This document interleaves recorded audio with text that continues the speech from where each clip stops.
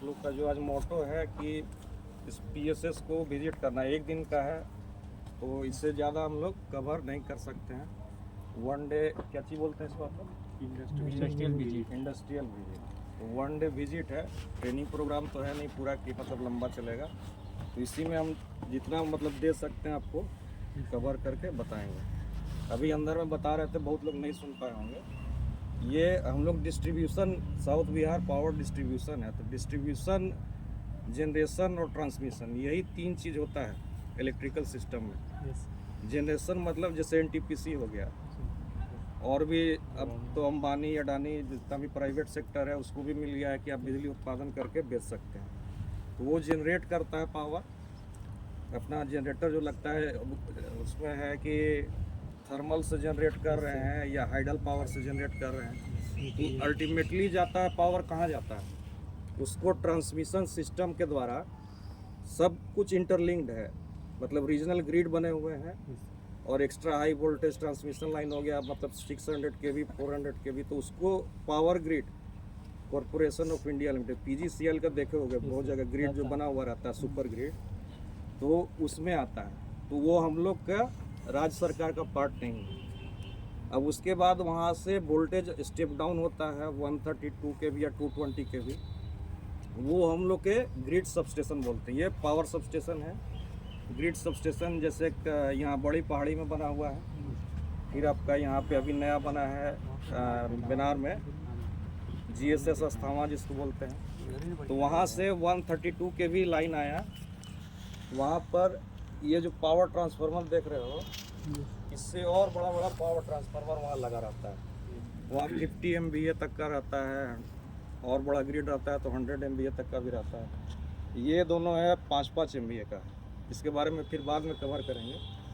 तो वहाँ से वोल्टेज को स्टेप डाउन करके 33 kV अभी जो है यहाँ फीडर निकलता है ग्रिड से, वो फीडर आता है पावर सबस्टेशन तक, यहाँ इन करेगा, यहाँ से फिर स्टेप डाउन किया जाता है 11 kV, ये जाता है आपका फिर कंज्यूमर तक डायरेक्ट चल जाता है घर में 11। उसको बोलते हैं DSS, distribution sub station.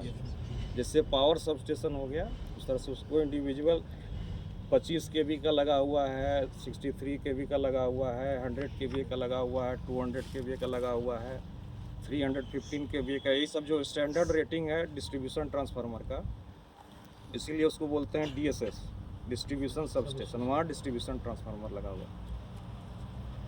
315 kV है, 500 kV तक का भी हम लोग का कंज्यूमर के लिए लगाया हुआ है। अर्बन एरिया में जाइएगा तो 500 kV तक का मिलेगा।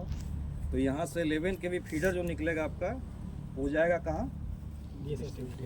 हाँ, डीएसएस तक जाएगा। डीएसएस से वो भी ट्रांसफार्मर, हर जगह तुमको ट्रांसफार्मर मिलेगा पहले, और इसका काम ही है कि वोल्टेज को स्टेप डाउन करना। तब तुम लोग में से बताओ कोई कि वोल्टेज को स्टेप डाउन क्यों करते हैं? ट्रांसमिशन लॉस को कम करने से।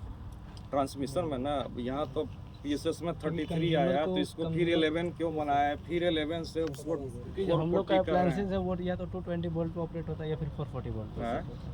जो हम लोग का जो होम अप्लायंसेज जैसे मोटर हो गया और भी इलेक्ट्रिकल इक्विपमेंट है वो 220 वोल्ट पे ऑपरेट होता है या 440 वोल्ट पे ऑपरेट होता है। तो 11 kV पहला तो है कि 11 kV पे अप्लायंस बना पाना संभव नहीं है। 220 kV तक हमको चाहिए, लेकिन हम ये बोल रहे हैं कि पहले 33 निकाल रहे हैं फिर 11 kV निकाल रहे हैं। डायरेक्ट ग्रिड से हम 11 kV कर सकते हैं? नहीं सर, क्योंकि उसमें लॉस ज़्यादा हो जाएगा, कंडक्टर का साइज बढ़ जाएगा, कंडक्टर का साइज कॉस्ट भी, मेन कॉस्ट बढ़ जाएगा, टावर जो और सबको पता है क्यों करते हैं, लॉस बढ़ जाएगा। जैसे एक्स्ट्रा हाई वोल्टेज ट्रांसमिशन होता है तो उसमें वोल्टेज को और बढ़ाया जाता है। जनरेट जहाँ पे भी होता है तो 11 kV होता है, लेकिन उसको फीड करने से पहले स्टेप अप किया जाता है वोल्टेज को, कि ट्रांसमिशन लॉसेज जो है, क्योंकि लंबा लंबा दूरी तक हमको कवर करना है, तो पावर लॉस को मिनिमाइज करना है पहला पर्पस। और दूसरा पर्पस है कि एक्स्ट्रा हाई वोल्टेज, लेकिन कॉम्प्रोमाइज़ है बीच में, ज़्यादा जितना हाई वोल्टेज कीजिएगा, आपको इंसुलेटर देखते हो लटका हुआ रहता है, टावर का क्रॉस आर्म रहता है, तो उसमें हमको इन्वेस्टमेंट जो फिक्स्ड कॉस्ट है ज़्यादा लगाना पड़ेगा। तो इसीलिए अब HVDC लिंक जो बोलते हैं, DC डिस्ट्रीब्यूशन ट्रांसमिशन सिस्टम जो है वो लागू किया जा रहा है। उसके बाद में पढ़ना अपना मोबाइल का थोड़ा सा यूज उसमें भी करना है लर्निंग के लिए। अब यहाँ पे 33 के भी आता है। अब इसमें एक एक इक्विपमेंट के बारे में हम लोग जानेंगे, ठीक है।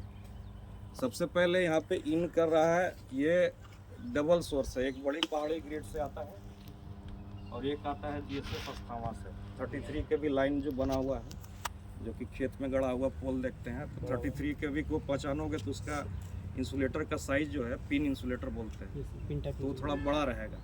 उसका क्रॉस आर्म जो भी क्रॉस आर्म बोलते हैं, पोल में कसा हुआ रहता है, उसका साइज थोड़ा बड़ा रहेगा, क्योंकि वोल्टेज जैसे ही बढ़ता है तो हमको तीनों फेज के बीच का क्लियरेंस जो है बढ़ाना रहता है। अगर वोल्टेज कम होगा तो क्लियरेंस हम कम रख सकते हैं, और जैसे ही वोल्टेज बढ़ेगा तो क्लियरेंस बढ़ाना होगा, नहीं तो दोनों फेज के बीच में फॉल्ट हो जाएगा। एयर भी जो है, जैसे ही दो हाई वोल्टेज कंडक्टर जिसके बीच में वोल्टेज डिफरेंस है, तुम बोलोगे कि दोनों फेज में तो 33 के भी है, तो वोल्टेज डिफरेंस कहाँ से हुआ? वो टकराता है तो फॉल्ट क्यों होता है बताओ? दोनों तो एक ही पोटेंशियल पर है ना, एक ही वोल्टेज पे है। 11 केवी का 3 फेज है, RYB, या ट्रांसफार्मर से निकलता है डिस्ट्रीब्यूशन वाला से 220 तीनों में वोल्टेज बराबर रहता है, लेकिन फिर भी अगर दोनों को सटाओगे RY का, गर्म ठंडा तो होता है तो शॉर्ट करता है। ये तो घर में हम लोग देखे हैं। लेकिन दो फेज का कंडक्टर RY को भी अगर हम लगा आपस में सटा देते हैं तो उसमें भी शॉर्ट सर्किट हो जाता है। क्यों होता है? वोल्टेज मैग्नीट्यूड सेम है, लेकिन उसका AC में पढ़ोगे phase angle, power factor, phase angle अलग है, दोनों 180 डिग्री अपार्ट है। तो वो जब फेज एंगल जब उसका सम निकालिएगा तो उसमें वोल्टेज डिफरेंस जो है, गांव में पहले वोल्टेज कम हो रहता था। जब अपना इलेक्ट्रिकल सिस्टम 2004 से पहले इतना बढ़िया नहीं था, तो गांव में जो पैदा उस समय तुम लोग शायद नहीं देखे होगे, हम लोग तो देखे हैं। मतलब जो है नॉर्मल जो फिलामेंट वाला बल्ब होता है, अब तो चलता नहीं, अब तो LED आ गया है, तो उसमें भी वोल्टेज इतना कम रहता था कि दिखता नहीं था। तो उसका भी वोल्टेज रेटिंग रहता है, पावर रेटिंग उस पर रहता है 100 वाट का है, 60 वाट का है।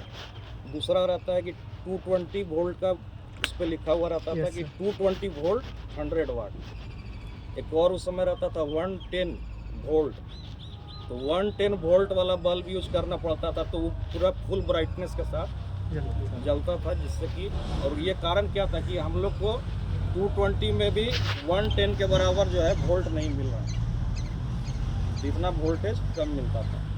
उस समय वहाँ पे क्या लोग करता था कि ठंडा गर्म ठंडा जो 220 वोल्ट फेज और न्यूट्रल के बीच में वोल्टेज होता है, तो उसको बढ़ाने के लिए पंखा मेरा तेज चले, तो न्यूट्रल को हटा दिया और दो फेज को लेके अपना सिंगल फेज लोड है। सिंगल फेज लोड का मतलब कि उसमें एक फेज एक न्यूट्रल जाएगा, लेकिन वहाँ पे आपको RY या YB या कोई 2 फेज 3 फेज में यूज कर लिया, जिसको बोलता था गांव में 440 कर दिया है। तो उससे आपका जो है इक्विपमेंट जो है उसको नॉर्मल जो है फेज